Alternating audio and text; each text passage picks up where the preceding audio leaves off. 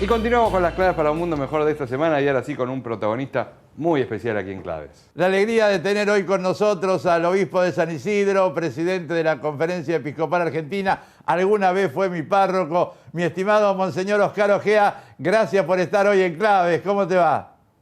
No, al contrario, el gusto es mío, el gusto es mío. Un saludo muy grande a todos los que a esta hora están ahí escuchando este programa y viéndolo. Monseñor Ojea, ¿cómo fue todo el trabajo en el sínodo? ¿Cuál fue tu experiencia, tu vivencia en ese importante encuentro? En primer lugar, fue una gran experiencia de escucha profunda, no de escucha simplemente cronológica, sino de intentar escuchar lo que estaba hasta detrás de las palabras, ¿no? En primer lugar, la diversidad en la iglesia. En mi caso particular pude apreciar la cantidad de iglesias jóvenes, asiáticas y africanas, muchas de ellas en contextos muy difíciles para la fe, muchas de ellas creciendo con mayorías musulmanas. Allí no hay distinción entre católico práctico y católico lejano. Ahí el que es católico tiene que estar jugado a profesar su fe y a vivir su fe. Esta sensibilidad de esas iglesias, bueno, se componía con todo. Ustedes imagínense, el sínodo tenía 460 personas que se movían. De esas 460 personas tenían voz y voto 365. De esas 365 personas solo había 170 obispos elegidos por las conferencias episcopales. El resto eran religiosos, religiosas, laicos, laicas.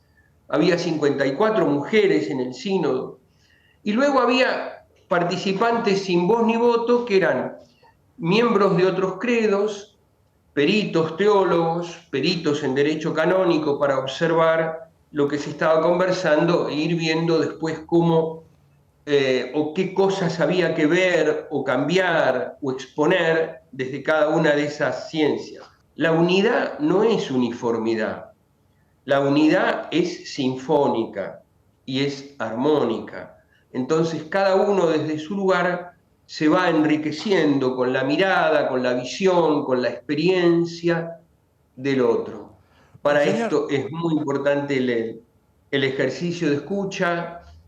Comenzamos con un retiro espiritual que dispuso nuestro espíritu para toda esta aventura, vamos a decir, y esta profunda experiencia de iglesia, que es intentar escuchar al Espíritu Santo a través de los hermanos, cualquiera sea el lugar que ellos ocupen, porque en la mesa un cardenal, un laico, una laica, tenían 3 minutitos para exponer lo suyo, ayudados por un facilitador que nos recordaba continuamente las pautas y la metodología que teníamos que seguir. Monseñor, ¿y cómo fue la participación del Papa en el encuentro, si tuvieras que sintetizarlo en un minuto?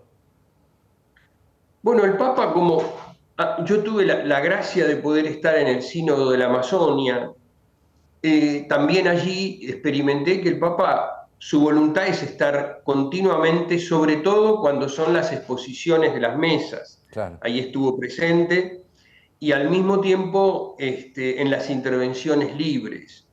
Luego tuvo 2 intervenciones concretas en el sínodo, mensajes que él quería decirle a la asamblea, y yo diría, el Papa llegaba más temprano, y estaba desde entre 40 minutos, 50 minutos saludando. Yo diría que el Papa se mueve en un sínodo como si fuera un párroco. Qué bárbaro. Monseñor, Un y hubo una párroco que está, síntesis. digamos, se corre de su lugar donde está atendiendo en su casa y se dedica a los grupos de su parroquia, digamos, ¿no? Te decía, y hubo una síntesis final. Si vos tuvieras que marcar 2 o 3 aspectos muy sucintamente de lo que fue esa síntesis de cara a la próxima etapa, ¿cuál rescataría, Monseñor Ojea? Bueno, como fue muy revalorizado el Concilio Vaticano II, ¿no?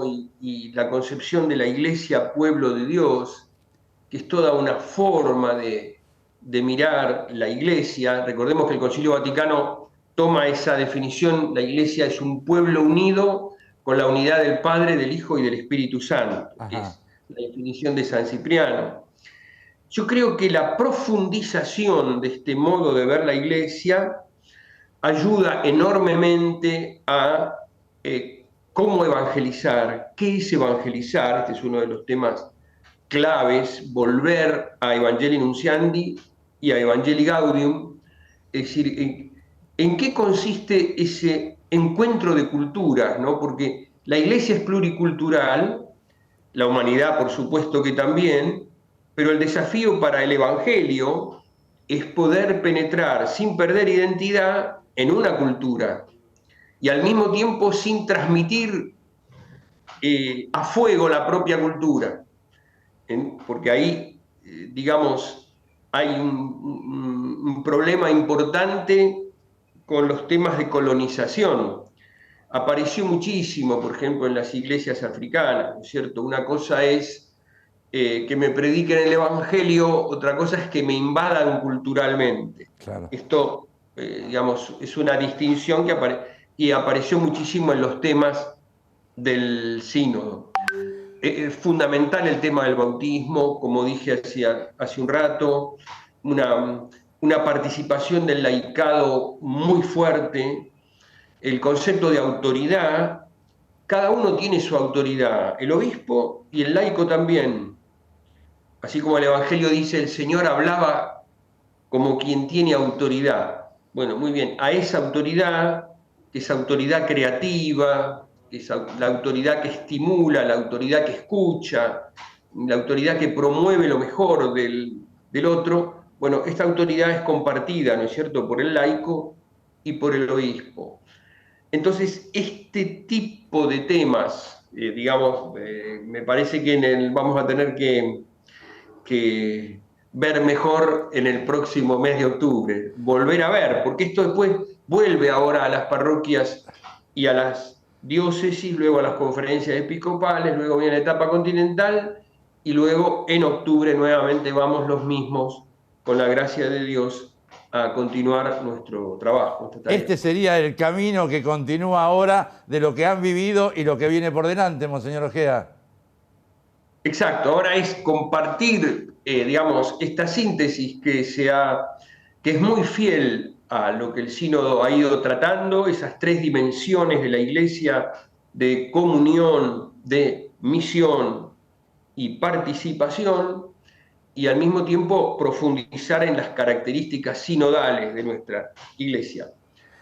Este es vamos a decir, no es ningún documento final, es parte de un proceso que comenzó cuando el Papa convoca al sínodo y que culminará en octubre como sínodo, pero al mismo tiempo lo que se pretende es instalar un estilo sinodal en la Iglesia. Monseñor Oscar Ojeda, gracias por la generosidad de esta enorme síntesis. Felicitaciones por el trabajo, el cariño y el afecto de siempre. Y gracias por estar siempre cerca de Claves para un Mundo Mejor, Monseñor Oscar Ojeda. No, al contrario, gracias a ustedes, gracias Tito, que Dios los bendiga a todos. Monseñor Oscar Ojeda, obispo de San Isidro, presidente del episcopado, y una formidable síntesis de lo que fue la Asamblea Sinodal de octubre y el camino sinodal hacia la segunda fase.